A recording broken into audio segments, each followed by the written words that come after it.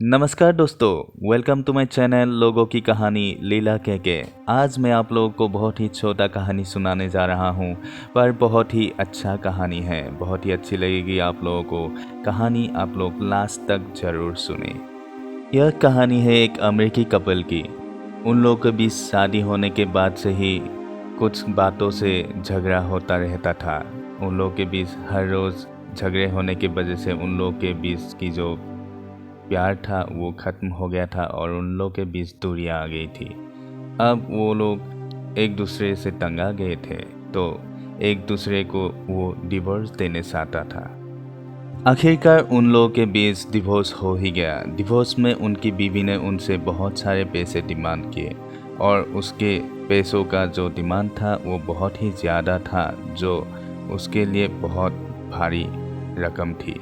फिर भी वो आदमी अपनी बीवी को सारा रकम जो उसने मांगे थे पैसे, वो सारे पैसे उसने दे दिए और अभी उसके हाथ में थोड़ी ही रकम बची थी। वो था $50। $50 में क्या होगा। उसने अपने ज़िंदगी में पीछे मुड़ के देखा तो वो सब कुछ गवा चुका था। उसकी बीवी, अपने पैसे और अपने नाम, इज्जत, सब कुछ। इसलिए उसने सोचा कि अब वो जी के क्या करेगा। इसलिए वो चाहता था कि इस दुनिया को छोड़ के चले जाए।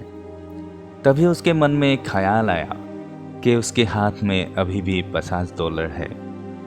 तो वो चाहता था कि मरने से पहले वो $50 लेकर जाए और कसिनो में जाकर जुए खेले, दारू पिए, उसके बाद वो मर जाएंगे। तो ये सोच के वो पैसे लिए हाथ में और कसिनो के तरफ चल पड़े। वो जाकर देखा कि कसिनो के बाहर लंबी लाइन लगी है।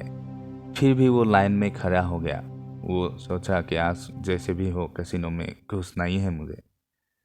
वो कसिनो के बाहर लाइन में खड़ा ही था, तभी उसकी आंख वहाँ पर रखे हुए एक पेपर पर उसकी नज़र पड़ी और उसने पेपर को उठाया, हाथ में लिया और देखा तो एक बड़ा खबर वहाँ पे छपा हुआ था, जो था वहाँ के सरकार ने एक गोल्ड माइन खदान खुदाई कर रहा था, जहाँ पर सरकार को अभी तक कुछ भी नहीं मिला। तो इसलिए सरकार ने निराश होकर वो खदान नीलाम करने के लिए ठान ली। तो पेपर पर यही खबर छपा हुआ था। कसिनो से नीलामी जो हो रहा था वो खदान ज़्यादा दूर नहीं था। तो इसलिए उसने सोचा, ये पैसा जो है अभी मेरे हाथ में $50, क्यों ना इसको जुए में उड़ाने से ज़्यादा अच्छा होगा मैं उस खदान में जाकर उस नीलामी में हिस्से ले लूँ। तो उसने ये सोचकर वहाँ पे तुरंत चला गया। तो वो जाके उस नीलामी में हिस्से ले ही लिए। वहाँ पे उसने जाके देखा, ये क्या, यहाँ पे तो सिर्फ मैं अकेला ही आया हूँ नीलामी में भाग लेने के लिए, और कोई दूसरा क्यों नहीं आ रहा है। आखिर क्यों आएंगे। जो सरकार है उसने ही अपने हाथ उठा लिए इस खदान को नीलाम करने के लिए। सोचने लगे तो बाकी लोग क्यों आएंगे इस खदान को खरीदने के लिए, इस नीलामी में हिस्से लेने के लिए। तो उस नीलामी का जो समय था वो समय समाप्त हो गया था। सरकार ने उस आदमी को ही वो $50 में ही वो खदान उसके नाम कर दिए। उस आदमी ने भगवान की ओर ऊपर देखा और हंसने लगा और हंसते हुए कहने लगा, हे भगवान, आपने ये क्या किया। ये $50 में मुझे ये गोल्ड माइन अपने मेरे नाम कर दिए, जिसमें कोई आया ही नहीं पार्टिसिपेट करने के लिए। वो मन ही मन सोचने लगा कि मेरी ही फूटी किस्मत है, जो $50 था वो भी हाथ से गया। खैर, देखते हैं क्या होता है। अगर कुछ नहीं मिलता है तो इसी खदान में मैं अपनी जान दे दूंगा। यहाँ से कूदकर इस खदान में मैं अपनी जान ले लूँगा। वो ये सब मन में सोच ही रहे थे कि तभी अचानक पीछे से एक आवाज़ आया, सर जी, हम लोग खुदाई करने वाले हैं। हम लोग खुदाई के काम कर रहे थे। हम लोग, अगर आप कहेंगे तो खुदाई करेंगे, नहीं तो चले जाएंगे। सरकार ने हम लोगों को 5 बजे तक काम करने के लिए पैसे दिए थे। अभी तो 2 ही बजे हैं। तो आप कहेंगे तो हम लोग खुदाई करेंगे, नहीं तो हम लोग चले जाएंगे। तो उस व्यक्ति ने कहा, आप लोगों को अगर पैसे मिल ही गए हैं तो अभी 3 घंटे बाकी है, तो आप लोग खुदाई कर ही लीजिए, देखते हैं क्या मिलते हैं। उसके बाद खुदाई के काम शुरू हो गया। खुदाई करते करते करते करते 3 फुट तक पहुंच गए।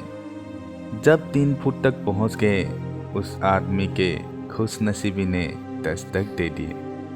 वहां पर सरकार ने जिस उम्मीद पर खुदाई की थी, जिस उम्मीद को लेकर वो गोल्ड माइन खुदाई कर रहे थे, उसका फल जो था उस आदमी के नसीब में थे, जिनके हाथ में सिर्फ $50 थे। अब वो आदमी इस गोल्ड माइन का मालिक था। वहाँ पर बहुत सारा सोना निकला और उस सोने का एक लौता मालिक था वो बदनसीब $50 हाथ में रहने वाला इंसान।